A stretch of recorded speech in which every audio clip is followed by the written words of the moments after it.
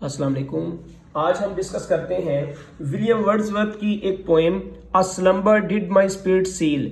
ये भी Lucy poems में से है और ये लूसी पोएम की सीरीज में 5th नंबर पर है, जो कि फर्स्ट लाइन ही इसका टाइटल है। विलियम वर्ड्सवर्थ 1770 में इनकी बर्थ हुई, 1850 के अंदर इनकी डेथ है। ये बैलेट फॉर्म में लिखी गई है और इसको 1798 के अंदर लिखा गया और 1800 में इसको पब्लिश किया गया है।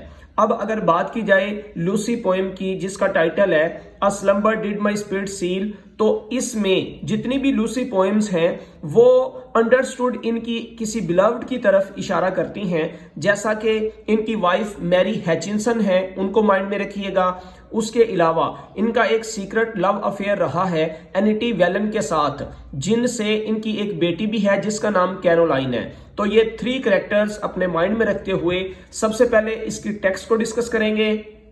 टेक्स्ट के बाद जो फिगर ऑफ स्पीच इसमें यूज की गई हैं उनको देखते हैं।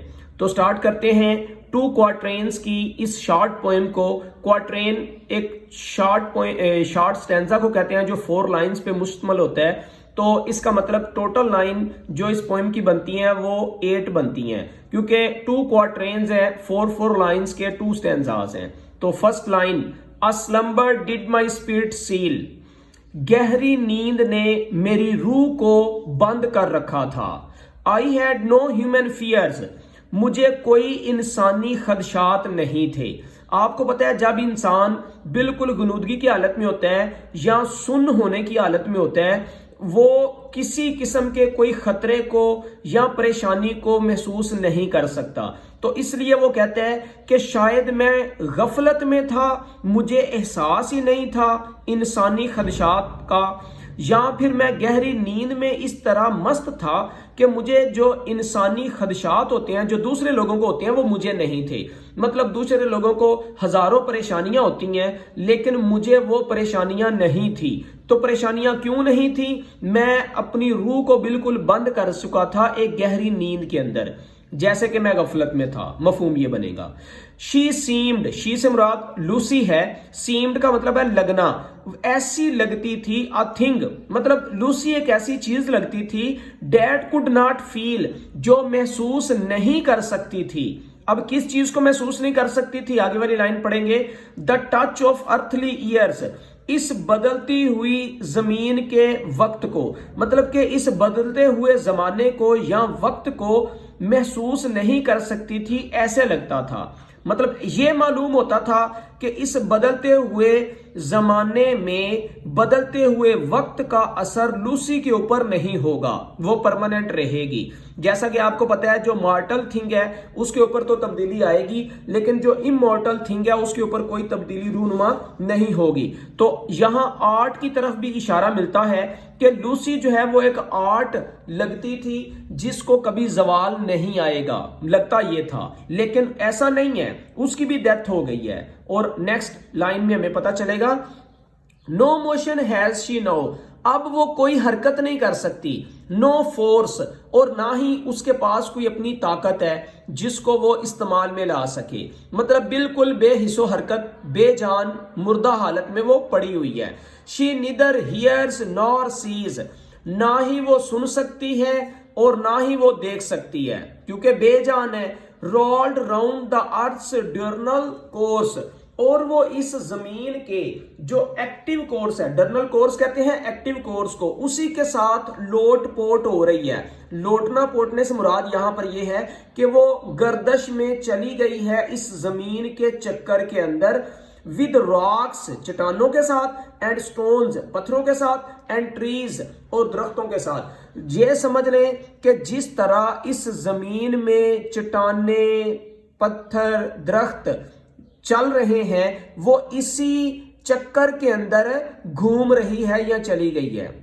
यहां 2 चीजें अपने माइंड में रखिएगा। एग्जाम्पल के तौर पर, जब आप किसी गाड़ी में बैठे होते हैं तो आप साइड पे देखें तो आपको ऐसे मालूम होता है जैसे वो दरख्त भी भाग रहे हैं, या फिर आप चलती हुई ट्रेन या किसी ऐसी जगह से गुजरे तो आपको दूसरी चीजें भी, हालांकि दूसरी चीजें अपनी जगह पर रुकी हुई होती हैं, लेकिन आपको यह लगता है कि वो सारी चल रही हैं।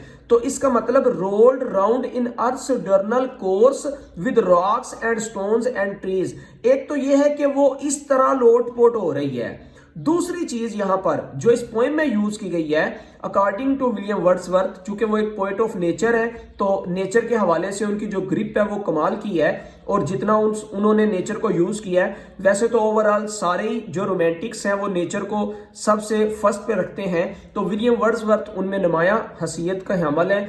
अब देखते हैं विलियम वर्ड्सवर्थ के पॉइंट ऑफ व्यू से, वो कहते हैं कि चूंकि ये जो भी इंसान है वो नेचुरल एलिमेंट्स से जब मिलकर बना है, तो जब इंसान की डेथ हो जाती है तो वो अपने एलिमेंट्स के अंदर वापस चला जाता है। तो अब वो चट्टानों का हिस्सा बन चुकी है, अब वो स्टोन्स का हिस्सा बन चुकी है, या फिर दरख्तों का हिस्सा बन चुकी है। मतलब ये कि अब वो नेचर का हिस्सा बन चुकी है और उसी के साथ जो है वो अपनी रफ्तार को कायम किए हुए है। अगर बात की जाए फिगर ऑफ स्पीच की, तो इस पोएम की जो राइम स्कीम है वो ए बी बनती है। जैसा कि फर्स्ट लाइन का लास्ट वर्ड है सील और थर्ड लाइन का लास्ट वर्ड है फील, तो फर्स्ट और थर्ड लाइन के लास्ट पे ए आ रहा है। इसी तरह सेकंड लाइन का लास्ट वर्ड फियर्स और फोर्थ लाइन का लास्ट वर्ड ईयर्स, तो फियर्स और ईयर्स ये बी ए बी। उसके बाद सेकंड स्टैंजा में फोर्स और सीज, ये ए और ये बी सॉरी। आपको पता है अगर पूरी पोएम के हवाले से देखा जाए तो ये सी और डी बन रही है, और अगर सेकंड स्टैंजा के हवाले से देखा जाए तो ये ए और बी बना। इसी तरह 7 लाइन के लास्ट पर है कोर्स और 8 लाइन के लास्ट पर है ट्रीज। तो आपको पता है फोर्स जो है वो कोर्स के साथ राइम करेगा और सीज जो है वो ट्रीज के साथ राइम करेगी, तो ये ए बी। जैसा कि इसमें ए बी था, इसमें भी ए बी राइम स्कीम बनती है सेकंड स्टैंजा का भी। अब राइम स्कीम के बाद हमारे पास है एलिट्रेशन। एलिट्रेशन कहते हैं रिपीटिशन ऑफ सेम साउंड और letters at the beginning of same line. एक ही लाइन में मुख्तलिफ लेटर्स का या साउंड का रिपीट होना। जैसा कि लाइन नंबर 1 में स्लम्बर स्पिरिट सील, एस की रिपीटिशन है। इसी तरह लाइन नंबर 2 में हैड ह्यूमन, एच की रिपीटिशन है। लाइन नंबर 3 में शी सीम्ड, एस की रिपीटिशन है। और द टच, टी की रिपीटिशन है। उसके बाद नेक्स्ट स्टैंजा की फर्स्ट लाइन में नो, नाउ और नो, एन की रिपीटिशन आ रही है। शी सीज, एस की रिपीटिशन, और इसी लाइन में एन की मतलब निदर नॉर की भी रिपीटिशन है। नेक्स्ट लाइन में रोल्ड राउंड की रिपीटिशन हमें देखने को मिलेगी। अगर बात की जाए एंजेममेंट की, तो आपको पता है एंजेममेंट कहते हैं रन ऑन लाइन को। रन ऑन लाइन का मतलब यह है जब हम एक लाइन पढ़े और उसका मफहूम उस वक्त ना समझ आए जब तक आगे वाली लाइन ना क्लियर हो, जब तक अगली वाली लाइन ना पढ़े, तो इस टेक्निक को एंजेममेंट कहते हैं और ये रन ऑन लाइन है। जैसा कि she seemed a thing that could not feel, क्या महसूस नहीं कर सकती, the touch of earthly years, तो यहां पर भी एंजेममेंट की एक एग्जांपल है। लास्ट पर हमारे पास जो सबलाइम एपिटेफ है वो भी इस पोएम को कहा गया है। सबलाइम एपिटेफ कहते हैं टोम स्टोन पर लिखी गई तहरीर। तो एस.टी. कॉलरिज ने इस छोटी सी पोएम को एक सबलाइम एपिटेफ जो है वो डिक्लेयर किया है। अगर थीम्स की बात की जाए तो ओवरऑल जो हमारे पास लूसी पोएम्स हैं उनमें डेथ का थीम, लाइफ का, लॉस का, नेचर का नुमाया हमें नजर आता है। तो इस पोएम के अंदर भी डेथ, लाइफ, लॉस और नेचर के थीम्स मिलेंगे। Thank you for watching this video. अस्सलाम वालेकुम।